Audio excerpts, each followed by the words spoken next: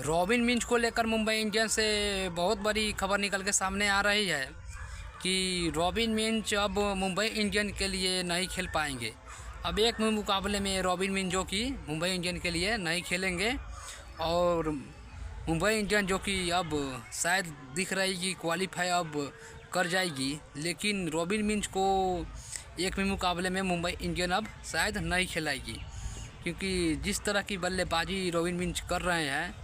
उसको देखते हुए मुंबई इंडियन रॉबिन मिंज को अब शायद बाहर ही बैठाए रहेगी और नहीं खिलाएगी एक भी मैच में। अब रॉबिन मिंज का शायद अब लग रहा है कि कैरियर खतरे में है। अब रॉबिन मिंज एक भी मुकाबले में आईपीएल में नहीं खेलेंगे और रॉबिन मिंज जो कि बार बार संघर्ष कर रहे हैं, लेकिन रॉबिन मिंज को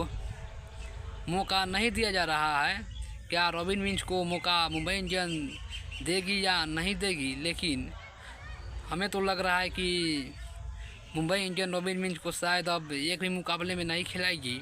क्योंकि मुंबई इंडियन का अब जो कि 4 मुकाबले बच गई है और 4 में से 3 मुकाबले मुंबई इंडियन को जीतना होगा क्वालिफाई करने के लिए। और शायद लगभग दिख रहा है कि रॉबिन मिंज कितना भी अब संघर्ष कर ले, लेकिन रॉबिन मिंज को अब मुंबई इंडियन नहीं खिलाएगी। लेकिन हार्दिक पांड्या एक बयान में बोले थे कि रॉबिन मिंज को शायद 2-4 मुकाबले अगर लास्ट के बच जाएंगे तो उसमें खिलाया जा सकता है, लेकिन अब साफ दिख रहा है कि रॉबिन मिंज का जो कि मुंबई इंडियन खरीद कर शायद उनका कैरियर जो है ख़तरे में डाल दी है। शायद रॉबिन मिंज